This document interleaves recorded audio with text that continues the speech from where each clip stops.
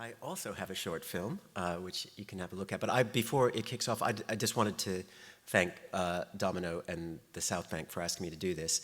And I'm gonna love Bum first. I love the Southbank. My kids virtually grew up here, and I think it's an amazing place. In the course of this conversation, some uncomfortable things about arts institutions in general, though, might come up. So I wanted to declare my love before anything else happens. Okay, yeah.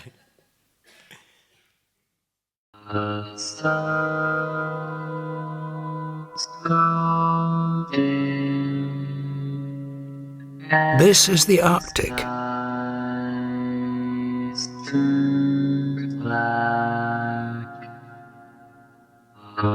Enjoy the view while you can, because it's disappearing fast.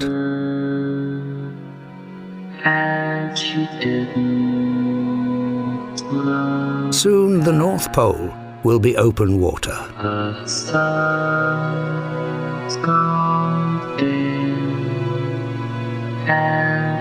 This summer, the oil industry is moving into the Arctic.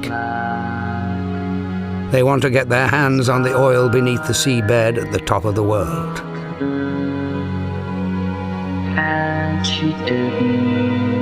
So they can drill for the oil, which is warming our world and melting the ice. It's a vicious circle.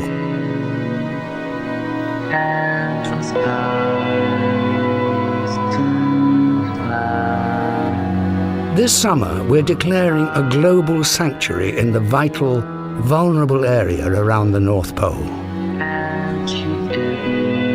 We're coming together to secure it for all life on Earth.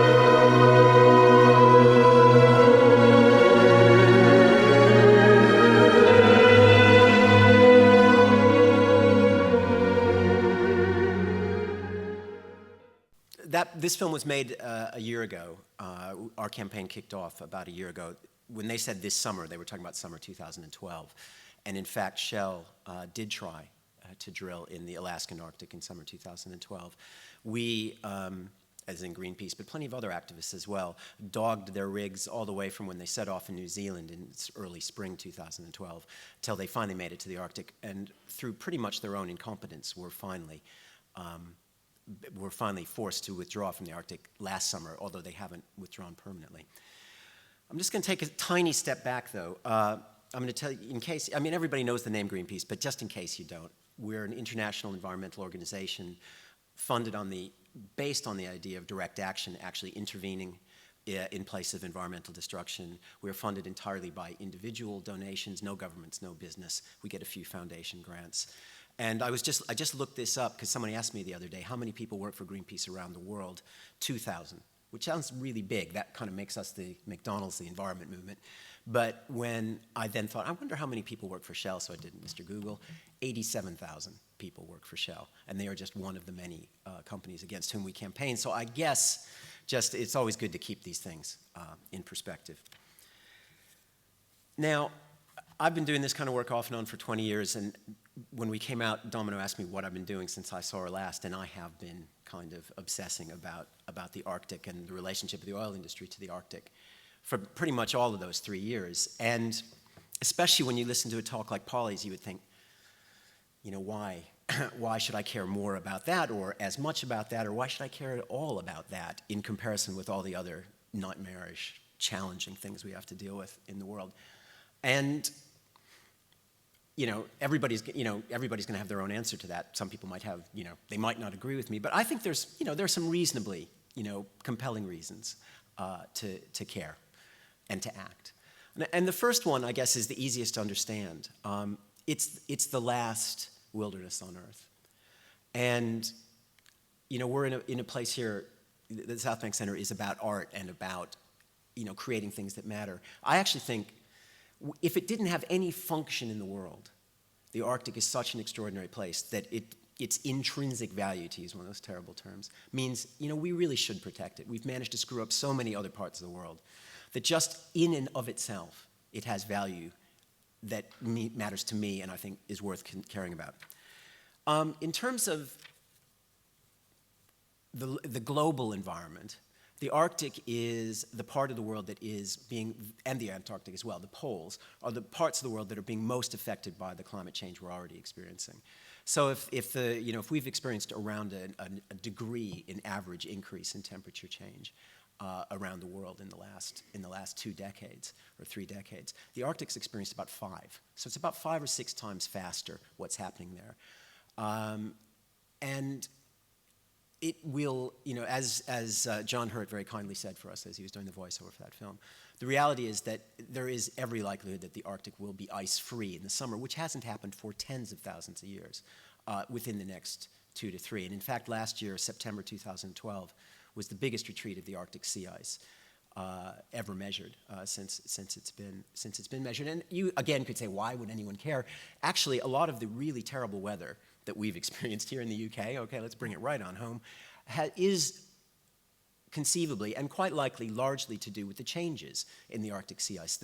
It controls and influences the Gulf Stream, which is the high altitude winds, which actually control weather. Weather is what happens every day. Climate is what happens over decades. And the Arctic is exactly where climate and weather come together.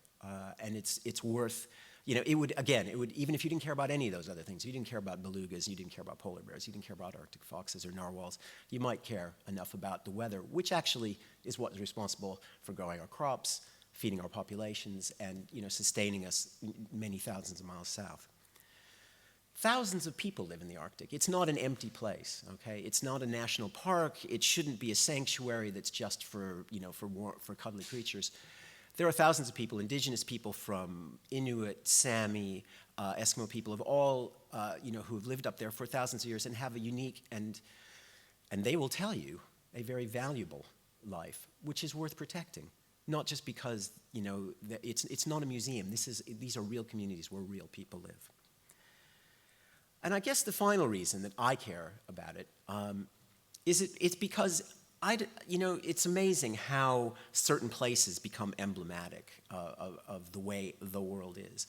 And I guess the thing that's extraordinary to me about the retreat of the sea ice and the kind of the resource grab that is now going on in the Arctic is that 5 countries that comprise the Arctic Council, so it's the Nordic countries plus Russia, Canada, and the United States, basically want to carve it up. It's like a 19th century resource grab. It's the way things used to be when you saw a country like Africa, a continent like Africa, which was described as the dark continent. It was an empty place that was open for European countries to exploit. The Arctic is being portrayed in exactly the same way.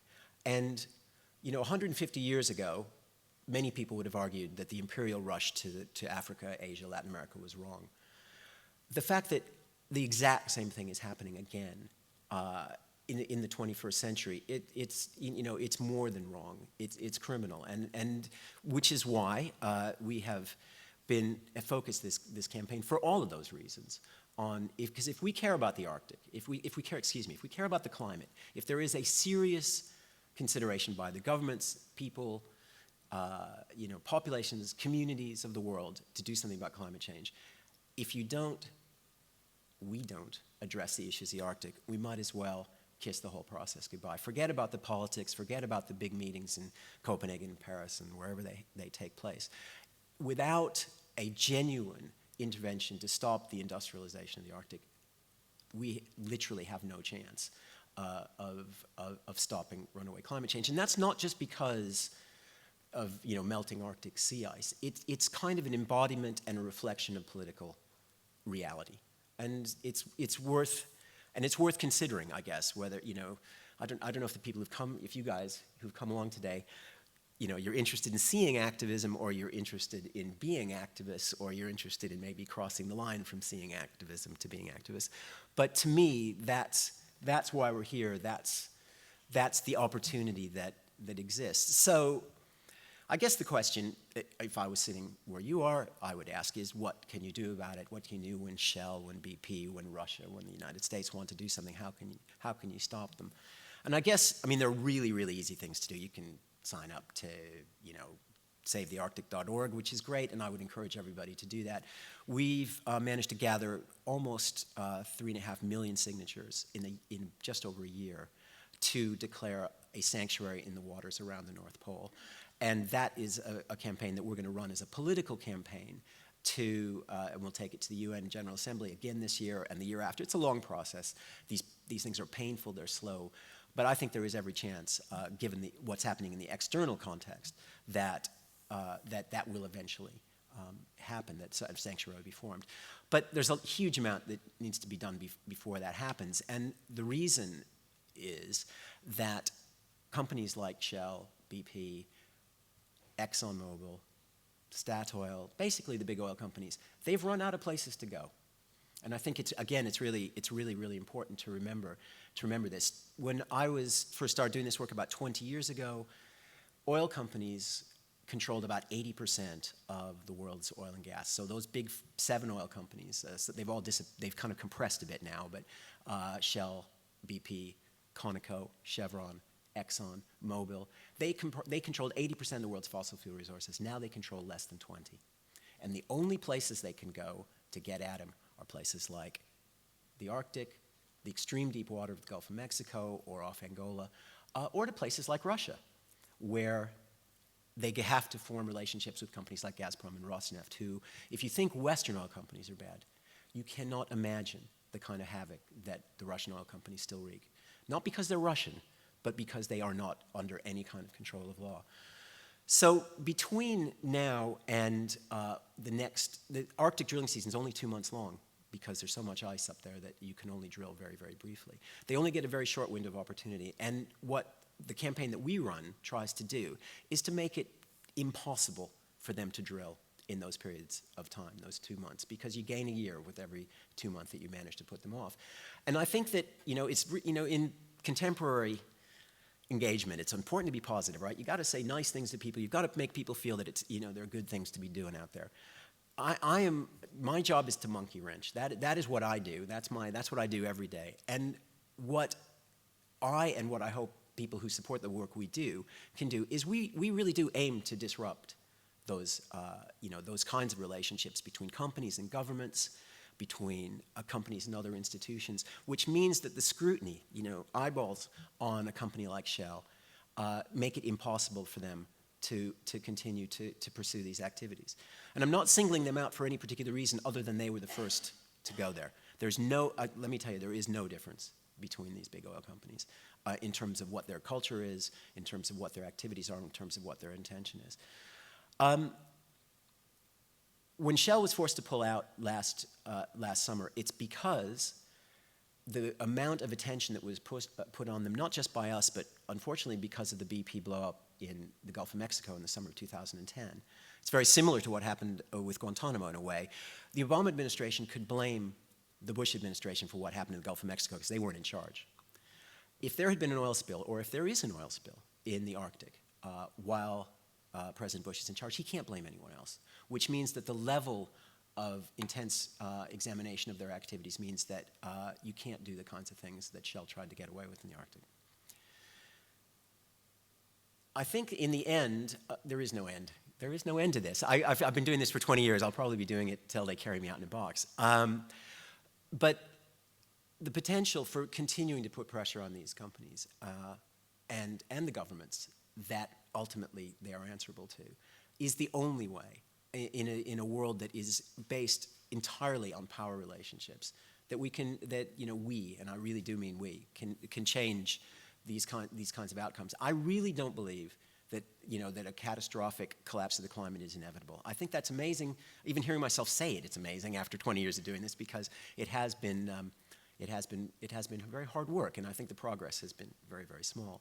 But when I see what happened to Shell last year, and how they were able to say with complete confidence they were going to drill and there was never going to be an accident and everything was going to be fine, to them having to withdraw from the Arctic, that they're definitely not drilling this summer, I think it's extremely unlikely that they will drill next summer.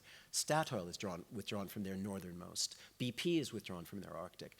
Total has said they will never drill for oil in the Arctic. The world is changing around us, and the opportunity to accelerate that change, I think, is still here. And as scary as the wrong outcomes would be, I think the right ones are really inspiring. So there's just I'm going to finish up. There was just a couple of things I wanted to kind of put back, because when Domino asked me to do this, one of the things I wanted to say was that I would, because it's an activism weekend, I would really like to encourage people to be active. So please, by all means, sign up to Save the Arctic. That would be great. But you can do that on your phone out in the foyer. That doesn't require very much. I don't know if any of you know about Critical Mass. It's a wonderful activity of cyclists who ride around London once a month, I think it's the first Friday, where, trying to reclaim the streets for people who actually use them as opposed to vehicles. All you have to have is a bike and a few hours, and it's a fantastic opportunity. Just literally here today, there is an amazing skate park and set of ramps underneath the Southbank Center, which the redevelopment at Southbank could end up closing. And that would, I think, because of the Southbank is a home for high culture, low culture, all culture, it would be a shame to lose that amazing thing. The people who skate there are very, very keen to at least be part of the process to discuss it. They're getting signatures and getting objections to the shutting of their park. I would encourage anybody here to go along and sign, because the more opportunity you have to discuss this stuff, the more opportunity there is for change to happen.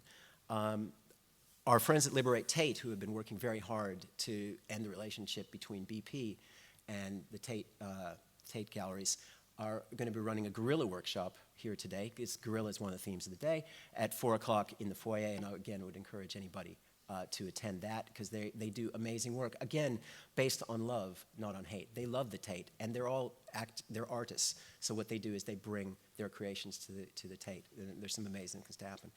So I think that it doesn't matter what you do or what you can do. There's a range of stuff that allows people to stop being spectators and allows them to become participants.